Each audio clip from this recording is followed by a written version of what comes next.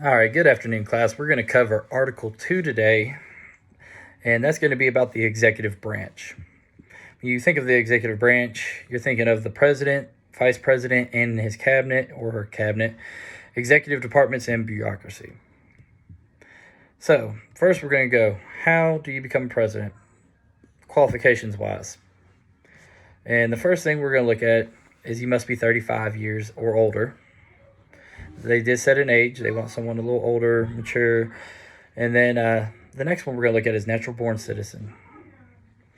So you have to have been born within the United States or one of their territories.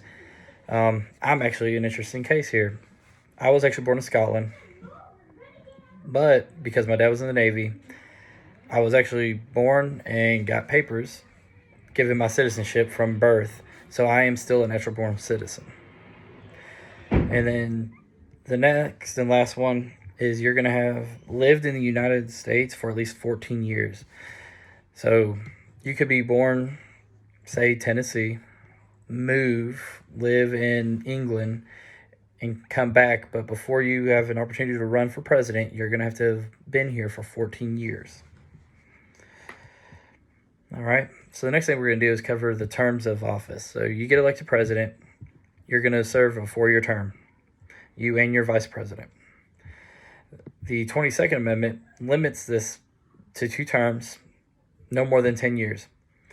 This is after FDR, he ran more than just 2 times, kind of broke the precedent that was set by George Washington. Washington only served 2 terms, and everybody after them followed suit. It would not run after that. FDR, certain situation, he was in office a lot longer, and they wanted to make this amendment to make it a law. The 10 years is an interesting clause, knowing that you only serve for 4 years. This is due to if there's a secession, which we're going to cover later, and we'll cover how the 10 years can happen.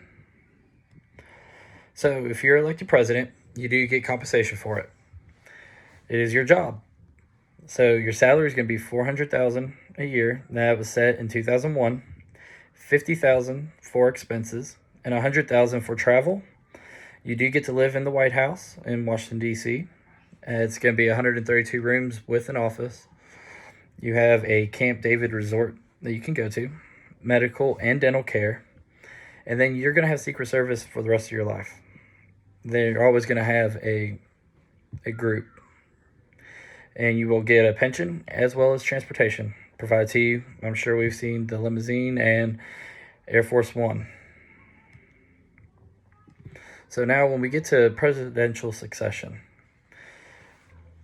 if something happens to the president, if he's too sick or, we've seen it, president be assassinated, it goes down to the vice president, then down to the speaker, the president pro tempore, the cabinet secretaries in order of the department origin, so state, treasury, and defense. And that is just so we know if something happens to any of our leaders, we kind of have a chain of this person will now be in charge if the people above them are not able to take that role. So when we look at that, how do we get 10 years? If something happens to the president within the first 2 years of the term, that vice president will serve out more than half, then he or she's not eligible to go ahead and reelect and go for anything more than that 10-year mark.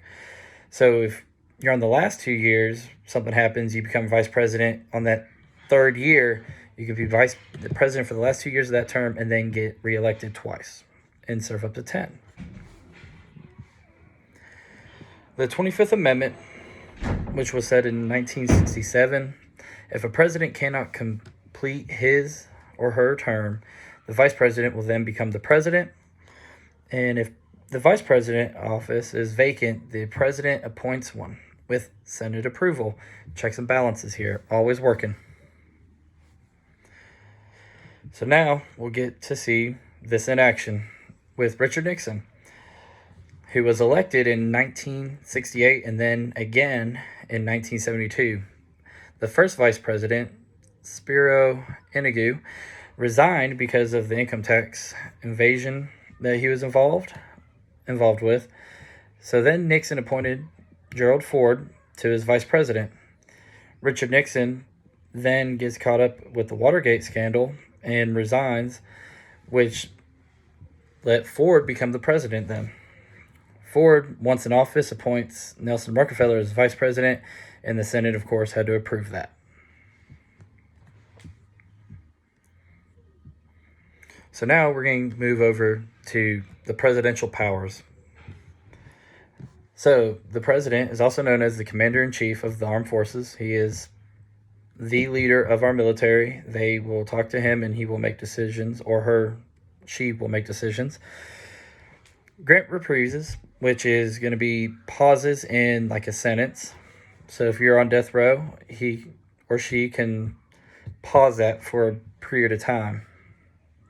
And you can also be pardoned for federal offenses. So the president has the ability to pardon you, which take it away.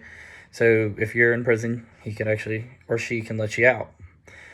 And the president can also call special sessions of Congress. So if there's something drastic or immediate that needs the Congress's approval or attention, the president can call for this session. The president receives ambassadors to work on international and foreign affairs, execute laws, and appoint officials to a lesser office. Executive powers. The president has a special power called executive powers. These powers are commands that the president, he or she, can give that have the power of law. They are still subject to interpretation from the Supreme Court and cannot infringe on the powers of Congress according to the Constitution. These powers are a way for the president to go around having the process of the House of Representatives and the Senate debate, talk, vote, for it to get to their desk. They can just go ahead and sign it into law. But again, this is still, the Supreme Court can shut it down if they find that something's not correct constitutionally. And then as well as the Congress will have powers in there as well. Checks and balances always. No one has the full power to do something without somebody being able to kind of check it and make sure that it is okay. So the president does share powers, and some of that shared powers with the Senate is going to be making treaties. All treaties have to go through the president and be voted on by the Senate and approved. And then anytime the president appoints an ambassador, judges, or high officials, the Senate gets to review and vote to make sure that they agree with that. You see this with the Supreme Court. That's a big one that usually comes up that people have seen and talked about.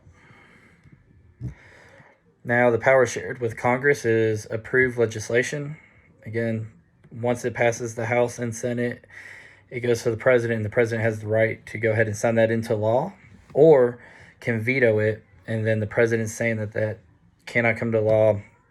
It needs to be readjusted before it comes back. Again, checks and balances always at work. The Senate can override that veto with a 2/3 vote. So, the president in his office, and these are the people that he's going to select to kind of be in charge of doing day-to-day jobs to keep the country running and get his agenda or her agenda completed. And those offices are going to be Secretary of State, Treasury, Defense, Attorney General, Secretary of Interior, Agriculture, Commerce, Labor, Health and Human Services, Housing and Urban Development, Transportation, Energy, Education, and Veteran Affairs. And then the last one is Secretary of Homeland Security.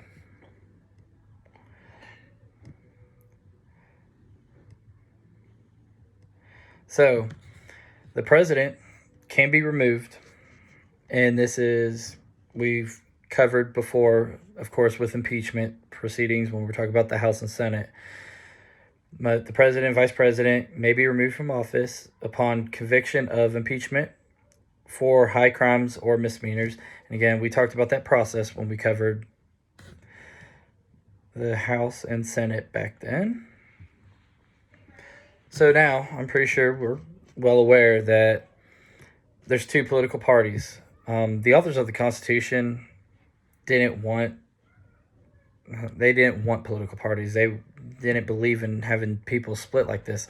George Washington actually in his farewell address said that he didn't want the country to have two parties, that it would create division and not unity. They believe, again, that would create too much division here. And after the Whiskey Rebellion and the debate that followed, politicians decided to form two major parties, and that became the Federalists and the Democratic Republicans.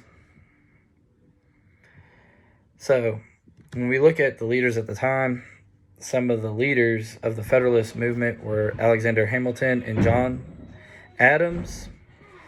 They were mainly Northerners and normally sided with the Federalists. And the beliefs were strong, nationally based federal government.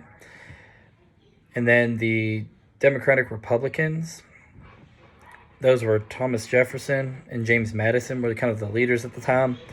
And that tended to be Southerners, normally sided with the Democratic Republican Party. And then their main beliefs was smaller national government and stronger states' rights. As we can see, where they grew, the Federalists eventually do become the Democratic Party that we know today, and the Democratic Republicans became the Republican Party. All right, so Thomas Jefferson and Aaron Burr, the election of 1800. This turned out to be one of the most important elections in American history. Adams and Jefferson. They choose the vice president candidates to run with them. Adams picked Thomas Pinckney, and Jefferson picked Aaron Burr. Electors were voted twice. Jefferson and Burr tied. So who's the president? Well, the tie goes to the House of Representatives. The House votes 37 times. Hamilton convinces them to vote for Jefferson. So Jefferson does become our third president, and Aaron Burr is our vice president. Fun fact, later Burr would actually kill Hamilton in a duel. So, obviously there were some problems that we've noticed there, and we had to make changes. So, candidates must select a running mate. So now we know on the ticket who the president is and who the vice president that we're voting for. Electors pledge to parties, not candidates. They vote for a party. And then the 12th Amendment added electors designate their vote as pres or vice president. So, the Electoral College. This is each state will have electors equal to the number of senators plus representatives given to that state. Electors may not hold any other office. Electors will be appointed by the state legislature. Electors will determine the president and vice president. And then we have an amendment which gave the Washington, D.C. 3 electoral votes. They originally did not have a vote. And total, so there's 538 electoral votes to go out and get.